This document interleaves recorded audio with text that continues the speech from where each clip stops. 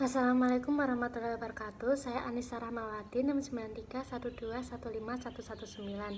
Saya akan menjelaskan tentang materi arbitrase dan alternatif penyelesaian sengketa bab 1 sampai bab 6. Bab pertama atau materi pertama yaitu penyelesaian sengketa. Penyelesaian sengketa adalah suatu penyelesaian perkara yang dilakukan antara salah satu pihak dengan pihak yang lainnya. Penyelesaian sengketa terdiri dari dua cara, yaitu melalui litigasi dan melalui non-litigasi. Penyebab terjadinya sengketa.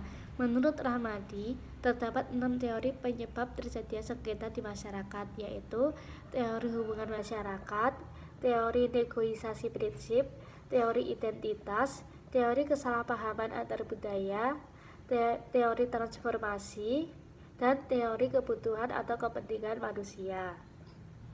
Litigasi sendiri merupakan suatu istilah dalam hukum mengenai penyelesaian suatu sengketa yang dihadapi melalui jalur pengadilan. Sedangkan non-litigasi yaitu penyelesaian sengketa yang dilakukan menggunakan cara-cara yang ada di luar pengadilan atau yang biasa disebut dengan lembaga alternatif penyelesaian sengketa. Berikutnya kelebihan dan kelemahan penyelesaian sengketa melalui jalur non-litigasi. Kelebihannya, kerahasiaan sengketa para pihak terjamin, dapat dihindari kelambatan yang diakibatkan karena hal prosedural dan administratif. Para pihak dapat memilih arbiter yang memiliki pengalaman dan latar belakang yang cukup mengenai masalah yang disengketakan secara jujur dan adil. Para pihak dapat menentukan pilihan hukum untuk menyelesaikannya. Kelemahannya, putusan arbitrase sangat tergantung kepada kemampuan teknis arbiter untuk memberikan putusan yang memuaskan kepada kedua belah pihak, tidak terkait dengan putusan arbitrase sebelumnya atau tidak mengenal legal precedents.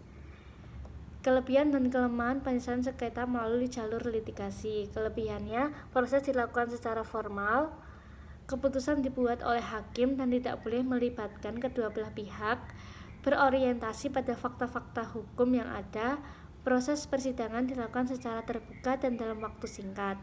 Kelemahannya, hakim tidak berpengalaman, kepastian hukum yang tidak stabil. Itu secara arbitrase internasional dan nasional. Secara arbitrase internasional, pada awal tahun 1920-an, negara-negara di Eropa sudah memperkenalkan arbitrase ke dalam dunia internasional. Pada tahun 1923, The Geneva Protocol on Arbitration Clauses diambil alih oleh Liga Bangsa-Bangsa yang dengan efektif dapat menyelesaikan sengketa di luar lingkup domestik. Tahun 1958 lahir Konvensi New York 1958 yang merupakan gabungan dan revisi dari The Geneva Protocol on Arbitration Clauses dan The Geneva Convention of the Execution of Foreign Awards. Konvensi New York tahun 1958 ini dibentuk untuk mengatur tentang pengakuan dan pelaksanaan putusan arbitrase asing yang diputuskan oleh badan arbitrase internasional yang berada di luar negara anggota konvensi tersebut. Perkembangan arbitrase internasional. Di tanggal 19 Juni 2020, Parlemen Swiss menyetujui revisi Undang-Undang Arbitrase Swiss yang telah lama ditunggu-tunggu. Diharapkan mulai berlaku lebih awal 2021. Sebagai salah satu pelopor hukum arbitrase modern di seluruh dunia, dengan rasa hormat dan penekanan pada para pihak otonomi, hukum arbitrase Swiss membantu mendirikan Swiss sebagai tempat yang sangat menarik untuk menengahi sengketa internasional. Selanjutnya yaitu secara arbitrase nasional. Arbitrase di Indonesia dikenal dengan istilah perwasitan. Secara lebih jelas dapat dilihat dari Undang-Undang Nomor 1 Tahun 1955 yang mengatur tentang acara dalam tingkat banding terhadap putusan-keputusan wasit. Dengan demikian, orang yang ditunjuk mengatasi sengketa tersebut adalah wasit atau bisa disebut dengan arbiter. Sedangkan perkembangan arbitrase di Indonesia yaitu mendapatkan momentumnya pada tahun 1977 dengan terbentuknya Badan Arbitrase Nasional pada tanggal 13 Desember 1977. Keadaan ini terus berlanjut sampai dikeluarkannya Undang-Undang Nomor 30 Tahun 1999 tentang arbitrase dan alternatif penyelesaian sengketa yang merupakan pondasi bagi penyelesaian sengketa alternatif non-litigasi. Bab 3 yaitu arbitrase secara umum. Pengertian arbitrase. Arbitrase menurut Undang-Undang Nomor 30 Tahun 1999 tentang arbitrase dan alternatif penyelesaian sengketa adalah cara penyelesaian suatu sengketa perdata di luar peradilan umum yang didasarkan pada perjanjian arbitrase yang dibuat secara tertulis oleh para pihak yang bersengketa. Karakteristik.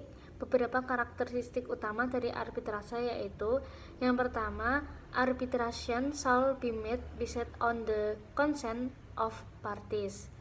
Arbitrase merupakan proses konsensual yang membutuhkan persetujuan para pihak dalam hal terjadinya sengketa yang timbul dalam perjanjian konstruksi.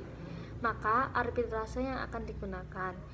Yang kedua yaitu the decision that made by parties is not affected by the government. Salah satu karakteristik yang sangat fundamental dalam arbitrase adalah para pihak bebas untuk menentukan forum arbitrase dan para arbitratornya. Yang ketiga, the award of arbitration are final and binding. Arbitrase menghasilkan keputusan final dan binding yang memiliki arti bahwa keputusan arbitrase tidak bisa diuji lagi dan mengikat para pihak. Yang keempat yaitu arbitration use adjudicatory procedures. Karakteristik terakhir dari arbitrase adalah proses arbitrase bersifat adjudikasi privat yang diberikan oleh forum arbitrase. Kelebihan dan kekurangan. Kelebihan arbitrase: sidang arbitrase adalah tertutup untuk umum sehingga kerahasiaan sengketa para pihak terjamin. Kelambatan yang diakibatkan oleh hal prosedural dan administratif dapat dihindari. Kekurangannya, putusan arbitrase ditentukan oleh kemampuan teknis arbiter untuk memberikan keputusan yang memuaskan dan sesuai dengan rasa keadilan para pihak. Pada prakteknya, pengakuan dan pelaksanaan keputusan arbitrase asing masih menjadi hal sulit. Selanjutnya yaitu jenis dan kewenangan arbitrase. Ada dua jenis arbitrase, yaitu arbitrase institusional dan arbitrase ad hoc. Arbitrase institusional yaitu suatu lembaga yang khusus dan ditunjukkan dalam proses arbitrase. Sedangkan arbitrase ad hoc adalah jenis yang bersifat sementara. Umumnya dibentuk setelah sebuah sengketa terjadi dan akan mendapat suatu solusi setelah dikeluarkannya putusan. Sedangkan kewenangan arbitrase yaitu Undang-Undang Arbitrase mengatur penyelesaian sengketa di luar forum pengadilan. Pemerintah memberikan kemungkinan dan hak bagi para pihak yang bersengketa untuk menyelesaikan persengketaan, perselisihan, atau perbedaan pendapat dalam forum yang lebih sesuai dengan maksud para pihak. Bab 4 yaitu alternatif penyelesaian sengketa.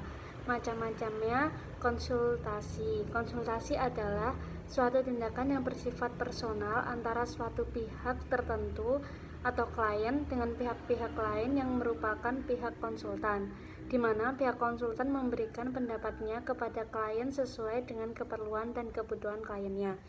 Yang kedua yaitu negosiasi. Negosiasi sebagai sarana bagi para pihak yang bersengketa untuk mendiskusikan penyelesaiannya tanpa keterlibatan pihak ketiga sebagai penengah, sehingga tidak ada prosedur baku. Akan tetapi prosedur dan mekanismenya diserahkan kepada kesepakatan para pihak yang bersengketa tersebut. Yang ketiga yaitu konsiliasi.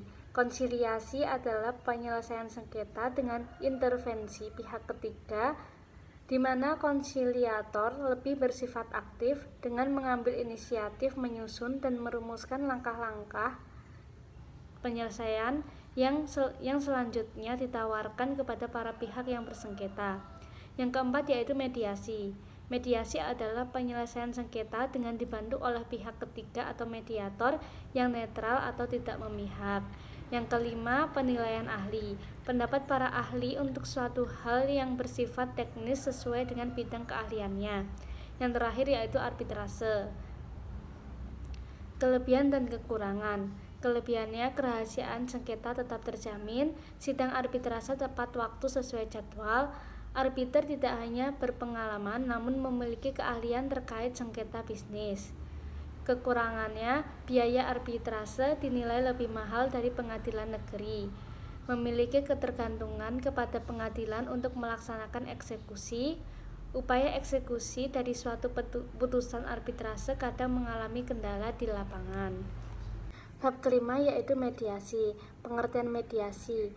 Makna mediasi dikaitkan dengan penyelesaian di dalam pengadilan dikemukakan oleh Takdir Ahmadi, Hakim Agung atau Ketua Kelompok Kerja Mediasi berpendapat bahwa mediasi adalah penyelesaian sengketa melalui cara perundingan atau musyawarah mufakat para pihak dengan bantuan pihak netral atau mediator yang tidak memiliki kewenangan memutus dengan tujuan menghasilkan kesepakatan damai untuk mengakhiri sengketa.